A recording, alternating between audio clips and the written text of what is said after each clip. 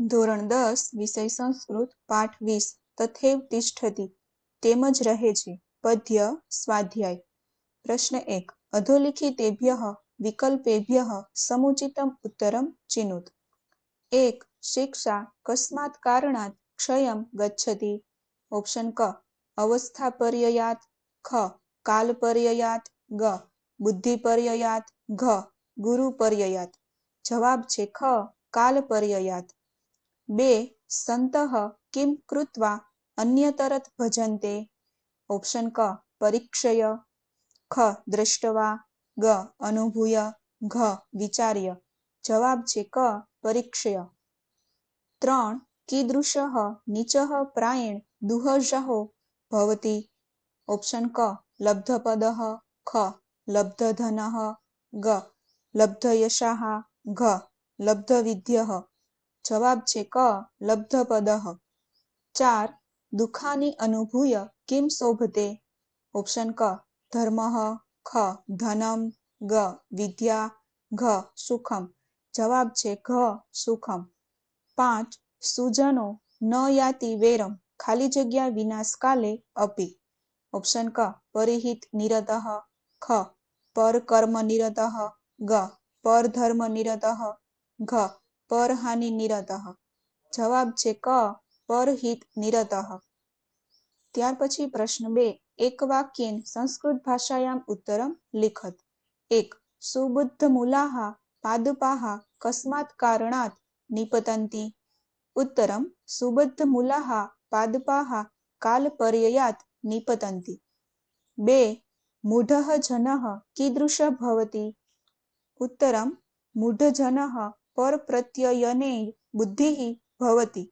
3 લોકોતરાણાં ચેતાંસી કસ્માદપી મૃદૂની ભવન્તિ ઉત્તરમ લોકોતરાણાં ચેતાંસી કુસુમાत् અપી મૃદૂની ભવન્તિ 4 સુખમ કદા શોભતે ઉત્તરમ સુખમ દુઃખાની અનુભૂય શોભતે ત્યાર પછી પ્રશ્ન 3 સંધિ વિચ્છેદમ કુરુત 1 નવમિત્યવધ્યમ નવમ પ્લસ ઇતિ પ્લસ અવધ્યમ 2 કુસુમાદપી કુસુમાત પ્લસ અપી 3 અન્યસ્મા લબ્ધપદો નીચઃ અન્યસ્માત પ્લસ લબ્ધપદઃ પ્લસ નીચઃ 4 યો યાતિ યહ પ્લસ યાતિ 5 વિનાશકાલેપી વિનાશકાલે પ્લસ અપી ત્યાર પછી પ્રશ્ન 4 સમાસ પ્રકારમ લિખત સમાસનો પ્રકાર લખો 1 સુબદ્ધમૂલઃ બહુવ્રીહિ સમાસઃ 2 લોકોત્તરાણમ પંચમી તત્પુરુષ સમાસઃ 3 લબ્ધપદઃ બહુવ્રીહિ સમાસઃ 4 વાલુકાનિકરઃ ષષ્ઠી તત્પુરુષ સમાસઃ 5 પરહિત નિરતઃ ચતુર્થી અથવા સપ્તમી તત્પુરુષ સમાસઃ ત્યાર પછી પ્રશ્ન 5 રિક્ત સ્થાને વિશેષ્યાનુસાર યોગ્યમ કોષ્ટગતમ વિશેષણ પદમ લિખત એટલે કે કૌંસમાં આપેલ વિશેષણને ખાલી જગ્યામાં નામપદ અનુસાર યોગ્ય રીતે લખો 1 સુબુદ્ધ મૂલાઃ પાદપાઃ નિપતન્તિ કૌંસમાં શબ્દ આપેલ છે સુબુદ્ધ મૂલઃ 2 નવમ કાવ્યમ અવધ્ય ભવતિ ઇતિ ન કૌંસમાં શબ્દ આપેલ છે નવ 3 લોકોતરાણામ ચેતાંસી વજ્રાદપી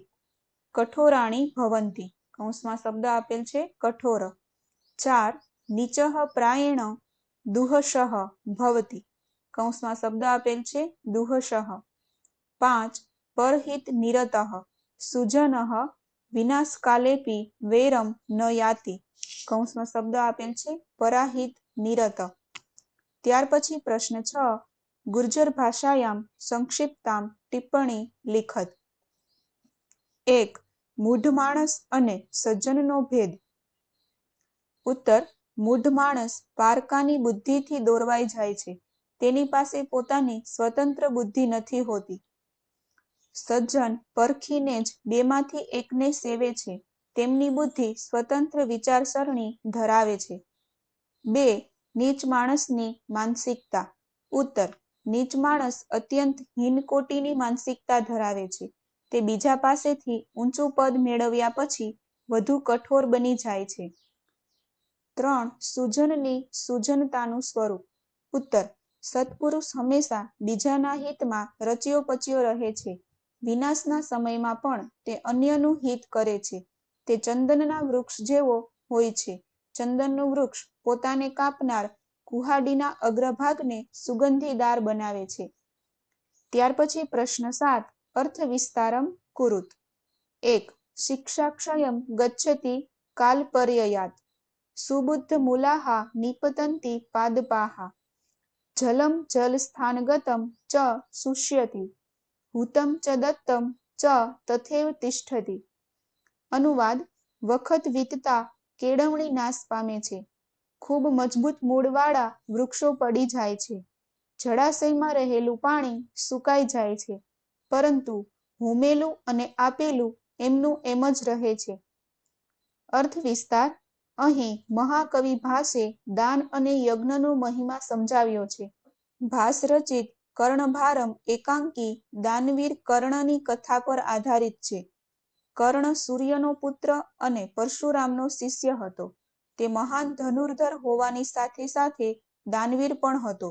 સૂર્યોદય સમયે જે કોઈ પણ વ્યક્તિ તેની પાસે જે કાંઈ પણ યાચના કરતો તેને તે આપવું એવો તેનો નિયમ હતો. આવા કર્ણને પોતાના જીવનની રક્ષારૂપ કવચ અને કુંડળ જન્મજાત મળ્યા હતા. જો તેના કવચ કુંડળ લઈ લેવામાં આવે તો તેને પરાજિત કરવાનું સહેલું થઈ જાય. ઇન્દ્ર પોતાના પુત્ર અર્જુનનો વિજય થાય તેમ ઈચ્છતો હતો. આથી તે બ્રાહ્મણ વેશે કર્ણની પાસે આવ્યો અને કર્ણના કવચ કુંડળની યાચના કરી. કર્ણે પ્રસન્ન ભાવે ઇન્દ્રને પોતાના કવચ કુંડળ શરીર પરથી ઉતરડીને આપી દીધા. તે વખતે કર્ણને તે ન આપવાનું કહેનાર મિત્ર અને સારથી એવા શલ્યરાજને કર્ણ ઉપરયુક્ત વચનો કહે છે. મનુષ્યે જે સત્કાર્યો કર્યા હોય તથા અન્ય જરૂરિયાતમંદ લોકોને દાન આપીને તેમની મદદ કરી હોય તે ક્યારેય મિથ્યા થતું નથી. તે હંમેશા ચિરંજીવ રહે છે. સાચો વીર અને સજ્જન તો એ જ છે કે જે પોતાની પાસે રહેલી વસ્તુઓનું ઉદારતાથી દાન કરી શકે છે. સ્વાધ્યાય કરવામાં ન આવતા જ્ઞાન કે વિદ્યા નાશ પામે છે. વાવાઝોડા કે વરસાદને કારણે મજબૂત મૂળવાળા વૃક્ષો પણ પડી જાય છે. અતિશય ગરમીથી જળાશયોના જળ પણ સુકાઈ જાય છે. જ્યારે યજ્ઞમાં હોમેલું, હવિષાન્ન અને દાનમાં આપેલું આ બંને તેમના તેમ જ સ્થિર રહે છે. સૂર્ય, ચંદ્ર, હિમાલય અને સાગરની માફક દાનેશ્વરી વ્યક્તિનો યશ કાયમ રહે છે. દાનવીરનું સ્થાન મેઘની માફક ઊંચું હોય છે અને સંગ્રહ કરનારનું સ્થાન સાગરની માફક નીચું હોય છે. દાનનો મહિમા અનંત અને અપાર છે. સત્કર્મો કરવાથી અને દાન આપવાથી કીર્તિ અનંત કાળ પર્યંત ટકી રહે છે. અહીં કર્ણની ઉત્કૃષ્ટ દાનશીલતા, સંસ્કારિતા તેમજ યજ્ઞ અને દાનમાં તેની અપ્રતિમ શ્રદ્ધાના દર્શન થાય છે. ત્યાર પછી શ્લોક નંબર 2. વજ્રાદપી કઠોરાણી મૃદુની કુસુમાદપી લોકોતરાણામ ચેતાંસી કોનું વિજ્ઞાતુમર્હતિ. અનુવાદ: સામાન્ય લોકોથી ચડિયાતી કોટીના માણસોના વજ્ર કરતાં પણ કઠોર અને ફૂલ કરતાંય કોમળ એવા મનને ખરેખર કોણ જાણવા સમર્થ છે? અર્થ વિસ્તાર. પ્રસ્તુત પંક્તિઓમાં કવિ મહાપુરુષોના સ્વભાવની પ્રશંસા કરે છે. મહાપુરુષોના મન કોમળતા અને કઠોરતા એમ બંને ગુણો ધરાવે છે. જ્યાં સિદ્ધાંત પાલનનો પ્રશ્ન હોય કે દેશહિત અથવા ન્યાયનો મુદ્દો હોય ત્યાં તેઓ મક્કમ રહે છે. ગમે તેવા ભારે દબાણ કે વિરોધને તેઓ વશ થતા નથી. ત્યારે તેમનું મન વજ્ર જેવું કઠોળ બની જાય છે. પરંતુ સામાન્ય સ્થિતિમાં તેમનો સ્વભાવ એકદમ દયાળુ, ફૂલ જેવો કોમળ અને પ્રેમાળ હોય છે. બીજાના કષ્ટો કે મુસીબતો જોઈ તેઓ દ્રવિત થઈ જાય છે. અમેરિકન રાષ્ટ્રપતિ અબ્રાહમ લિંકન પોતાની સંવેદનશીલતા માટે પ્રસિદ્ધ હતા.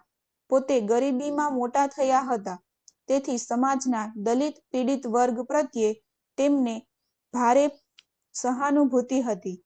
એજ લિંકને દાસત્વનો અંત ના પ્રશ્ને ગૃહયુદ્ધ ઘોષિત કરવામાં પાછી પાની કરી નહોતી. એ જ રીતે ભારતના લોહ પુરુષ સરદાર પટેલ અદાલતમાં એક મહત્વનો કેસ લડી રહ્યા હતા. તે વખતે તેમને તેમના ઘરેથી એક દુઃખદ સંદેશાવાળી ચિઠ્ઠી મળી, પરંતુ એ ચિઠ્ઠી વાંચ્યા પછી પણ તેઓ અડગ રહ્યા અને પોતાનું અદાલતી કામ શાંતિપૂર્વક પૂરું કર્યું. તે ચિઠ્ઠીમાં તેમની પત્નીના મૃત્યુના સમાચાર હતા. આ મહાપુરુષો પરિસ્થિતિ મુજબ વજ્રથી કઠોર અને ફૂલ કરતાં પણ કોમળ બની શકે છે. રાષ્ટ્રપિતા ગાંધીજી પણ એવા જ મહાપુરુષ હતા.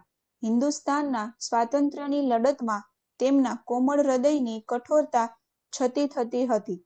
ખરેખર મહાપુરુષોના મન હૃદયની આ અસાધારણ વિશેષતા ભગવાન બુદ્ધ, મહાવીર સ્વામી, ઈસુ ખ્રિસ્ત, લાલ બહાદુર શાસ્ત્રી વગેરે સૌના જીવનમાં દ્રષ્ટિગોચર થાય છે.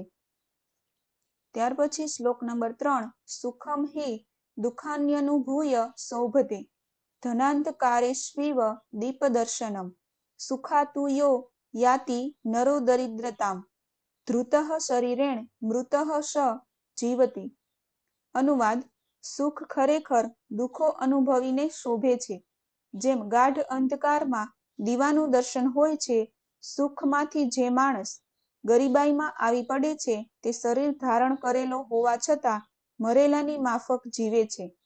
અર્થ વિસ્તાર: આ શ્લોકમાં કવિ કહે છે કે સુખ તો દુઃખો અનુભવવાથી જ શોભે છે.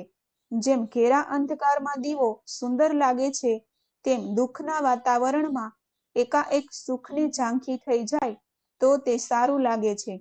સુખો ભોગવનાર વ્યક્તિ એકાએક દરિદ્રાવસ્થામાં આવી પડે ત્યારે તે પરિસ્થિતિ તેને માટે અત્યંત અસહ્ય થઈ જાય છે. તે શરીર ધારણ કરેલો હોય તો પણ તેનું જીવન મૃતાવસ્થા જેવું હોય છે. નિર્ધનની સમાજમાં કોઈ કિંમત હોતી નથી. જો આવી વ્યક્તિ જન્મજાત દરિદ્ર હોય તો કદાચ તેને ખૂબ વ્યથાનો અનુભવ ન થાય, પરંતુ જે વ્યક્તિ અત્યંત સુખ સમૃદ્ધિમાં ઉછરી હોય, પોતાના પૂર્વ જીવનમાં સમૃદ્ધિ, સુખ અને ભોગ ભોગવ્યા હોય, તે જ્યારે કાળનું ચક્ર ફરે અને ધંધામાં નુકસાન કે કુદરતી આપત્તિને લીધે જો દરિદ્રાવસ્થામાં આવી પડે તો તેનું જીવન અતિ દુષ્કર બની જાય છે. મહાકવિ શુદ્ર કવિ રચિત મૃચ્છકટિકમનો દરિદ્ર વેપારી ચારુદત્ત અહીં પોતાની નિર્ધનાવસ્થાને વર્ણવે છે. તેના મતે ગરીબ વ્યક્તિના ઉંબરા પર મૂકેલો બલિ પશુ પક્ષીઓ પણ ખાતા નથી. મિત્રો પરિજનો તેને છોડી જાય છે. સગા વહાલા પણ તેનાથી સંબંધો તોડી નાખે છે. આમ છતાં પણ અસહ્ય દુઃખોને અનુભવ્યા બાદ મળેલું સુખ માનવીના મનને શાંતિ આપે છે. તેના જીવનના કષ્ટોમાં થોડી રાહત અને શાતા પહોંચાડે છે. પરંતુ સમાજમાં માનભેર જીવવા માટે તો કઠિન પરિશ્રમ કરીને ધન કમાવવું આવશ્યક બની જાય છે.